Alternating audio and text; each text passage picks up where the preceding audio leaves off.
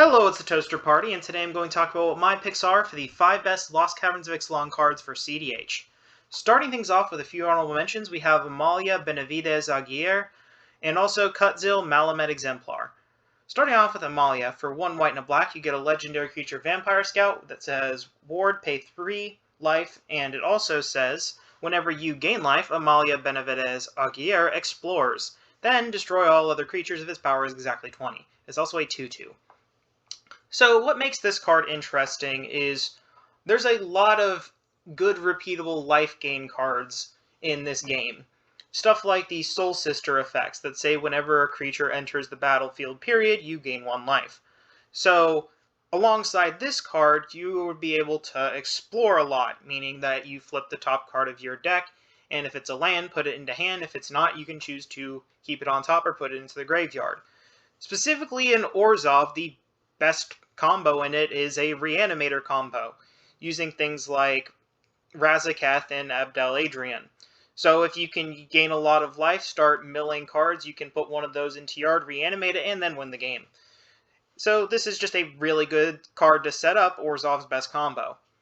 On the other side of things, there's Kutzil Malamet Exemplar. For 1 generic green and white, you get a legendary creature Cat Warrior that says your opponents can't cast spells during your turn. It also says whenever 1 or more creatures you control, each with power greater than its base power, deals combat damage to a player, draw a card. It's also a 3/3.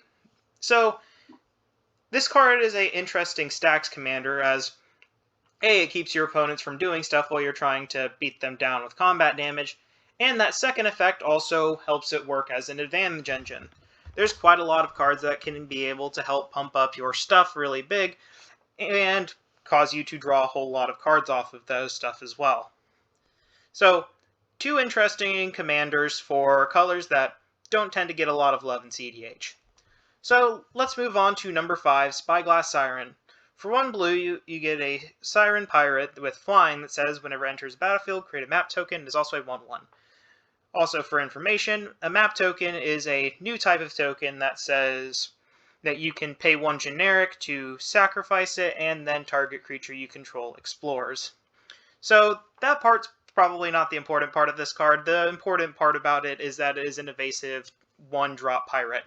This just adds to the pile of evasive 1-drop pirates for Malcolm decks.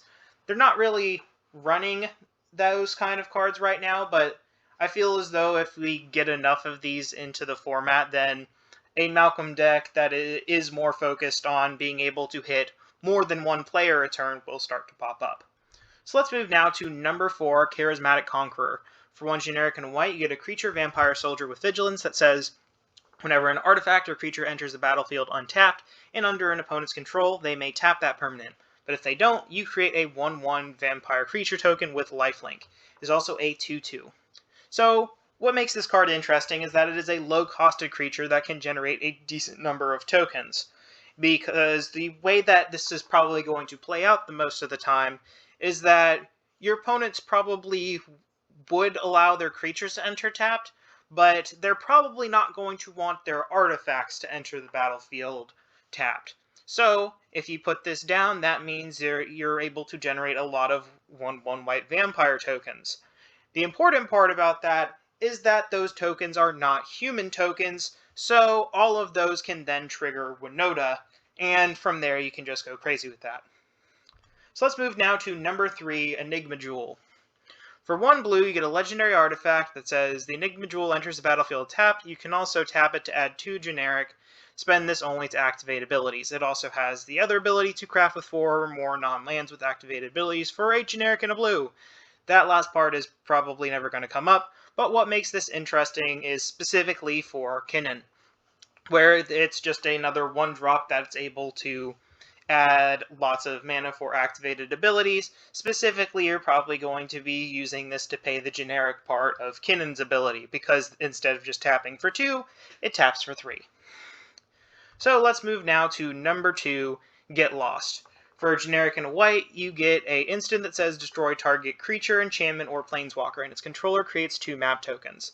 So this is just a very flexible piece of removal with a mostly negligible downside. Normally you wouldn't want to be running a 2-drop piece of removal, but the flexibility more than makes up for it. and the map tokens aren't that much of a downside in this format.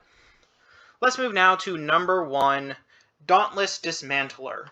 For 1 generic and white, you get a creature, Human Artificer, that says artifacts your opponents control enter the battlefield tapped. It also has the ability to pay X and white, and to sacrifice the Dauntless Dismantler to destroy each artifact with mana value X. It is also a 1/4. So what makes this card very interesting is that A, it is a stacks piece that can slow down a lot of turbo decks, and B, that secondary ability to just pop each artifact with mana value X is just very useful, even if the artifacts entering tap doesn't do enough. It also just has the benefit of being 4 toughness, which gets around quite a bit of red removal. So it's something that just slows your opponents down and can also stop certain win attempts if you're able to activate that ability. Just a very good card. Well, that's all I had to say. Thank you all for watching. Hope you leave a like, comment, and subscribe, and I hope you all have an excellent day.